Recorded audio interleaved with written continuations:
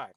So for part one, we recognize that the transformation we have for the log of x base 3 is a vertical stretch by a factor of 2. This tells us that every y coordinate is going to get multiplied by a factor of 2 on the graph.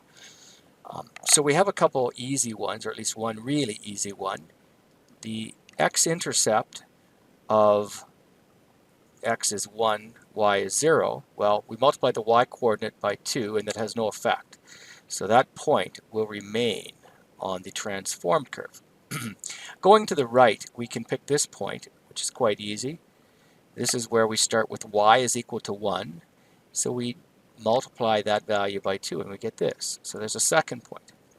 We could keep going. I'm going to do a little bit of, rough estimation because at this point there, that point is about y is equal to 1.5. It's actually a little bit higher, but for the purposes of this graph, we can roughly sketch that to be on the transform graph multiplied by 2 would give us about 3. Truth, a little bit over.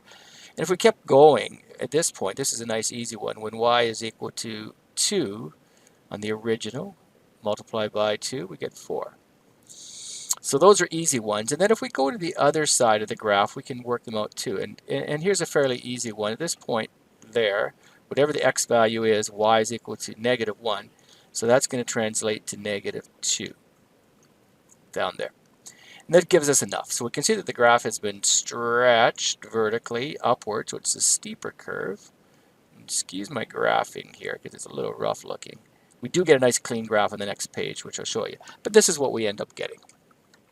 And we can see that we now have a horizontal translation. I'm just going to call that HT of 2 units to the right.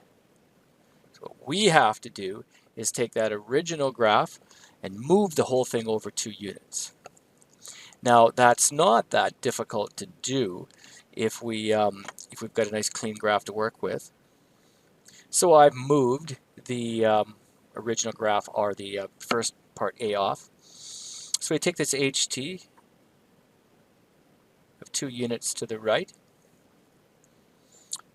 move this one over 2, so that becomes that point.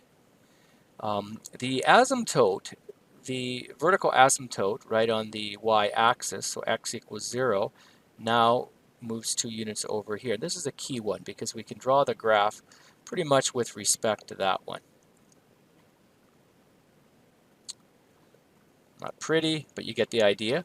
And the shape isn't going to change. We just pick every point up. So this point there goes over there. And then so on and so forth. You can take them all over or take a few of them over when they're nice and easy to work with, and then get a rough sketch of it like that. Ouch, that is not nice, but here we go. Again, you get a nice clean one on the next page.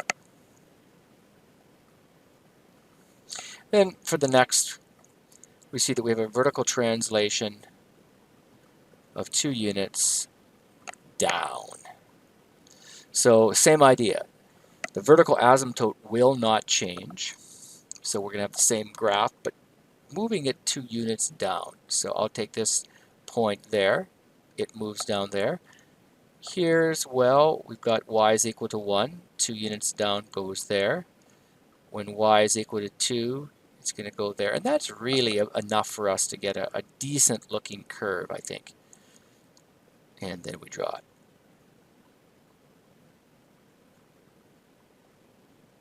There. Not a thing of beauty to look at, but that's the idea with it. These ones can be graphed in your calculator as well, but the key thing is to recognize the nature of the transformations for them.